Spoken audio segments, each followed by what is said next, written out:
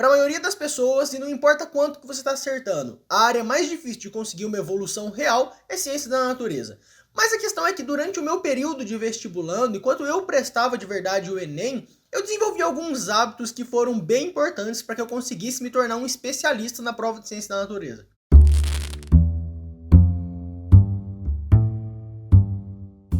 Fala galera, beleza? Seja muito bem-vindo, seja muito bem-vinda. Eu sou o Theo, sou estudante de medicina da USP e eu vou te falar de 5 hábitos que foram essenciais para eu conseguir acertar por 2 anos consecutivos 43 e depois 44 questões das 45 na área de ciência da natureza, conseguindo inclusive mais de 850 pontos na TRI nessa área, que é quase a nota máxima. Às vezes pode parecer que existe algum segredo que só um seleto grupo conhece e que por isso eles conseguem muito bem em natureza. Mas na verdade não é bem um segredo, mas sim hábitos. São hábitos que, repetidos ali no dia a dia, com consistência e com insistência, trazem um resultado muito bom no fim do ano de estudo, trazem uma evolução realmente real. Então por isso eu vou te falar de 5 hábitos que foram bem importantes nesse processo, pelo menos no meu estudo. Começando então com o hábito 1, que é conhecimento de mundo. Poucas áreas são tão aplicáveis no nosso cotidiano, no nosso dia a dia, quanto ciências da natureza. Isso é física, química e biologia. Se você sai na rua, você vê uma árvore, tem biologia ali. Você vê um carro andando, tem física ali e química também. Se você vai lavar uma louça, tem química ali naquela questão do detergente. Isso são só exemplos rápidos que eu pensei aqui agora de cabeça, mas tudo que você olha ao seu redor tem física, química ou biologia. E é claro que o Enem não vai deixar isso barato, o Enem não vai deixar isso passar batido.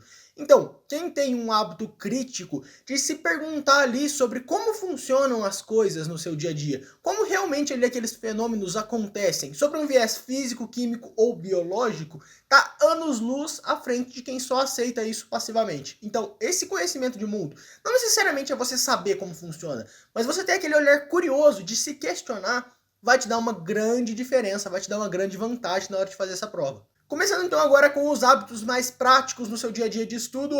Hábito 2, dividir para conquistar. Tenho certeza que todo mundo sabe que natureza é a área mais extensa. A gente tem física, química e biologia, que são 3 matérias gigantescas, tudo isso condensado em uma prova de 45 questões.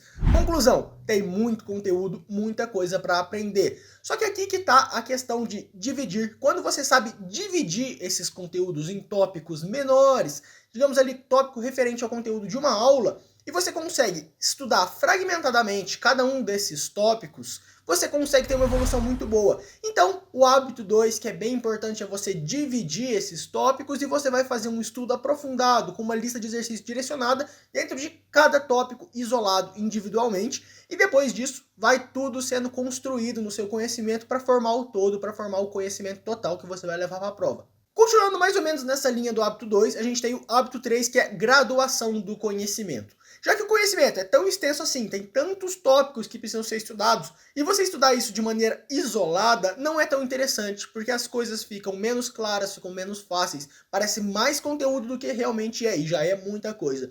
Mas por outro lado, se você ordena esses vários tópicos que você dividiu em uma sequência gradual, em que você vai fazer cada aula como se fosse um aprofundamento da última aula que você viu, a impressão que você tem é quase como se você estivesse vendo sempre a mesma coisa, um pouquinho mais aprofundado de cada vez. Então, aquele mundo de conhecimento já não vira mais tanta coisa, vira uma coisa menorzinha em que você vai só se aprofundando, aprofundando, aprofundando. Então, nessa divisão, tópico por tópico, você vai caminhando e construindo um conhecimento bem grande dentro dessa graduação. E isso que eu falei está totalmente relacionado também com o hábito 4, que é organização. A gente sabe que organização é bem importante em praticamente tudo que a gente vai estudar. Só que você pega uma matemática, por exemplo, dá para você estudar mais ou menos bagunçado. Você faz um dia regra de 3, no outro equação, no outro função, é bagunçado, mas acaba saindo, você acaba aprendendo mais ou menos bem ali aquilo, mesmo sem seguir uma ordem, uma organização. Em natureza não acontece assim, justamente porque a gente tem muito mais conteúdo dentro de 3 matérias,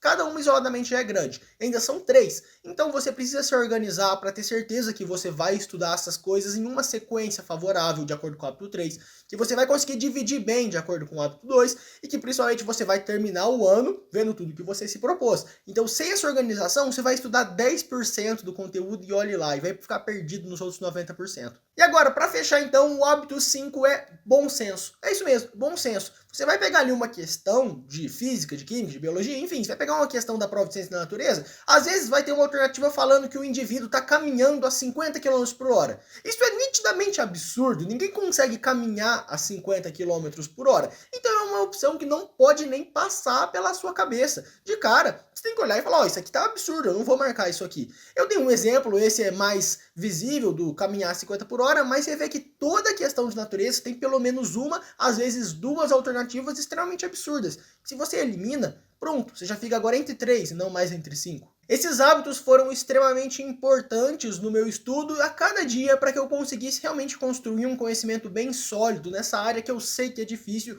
mas que com bastante insistência e persistência dá certo, a gente consegue evoluir bastante e no fim das contas realmente se tornar um especialista em ciências da natureza.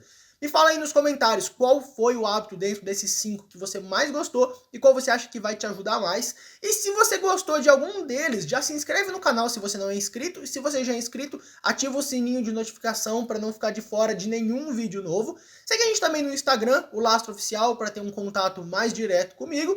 Aquele abraço e bons estudos!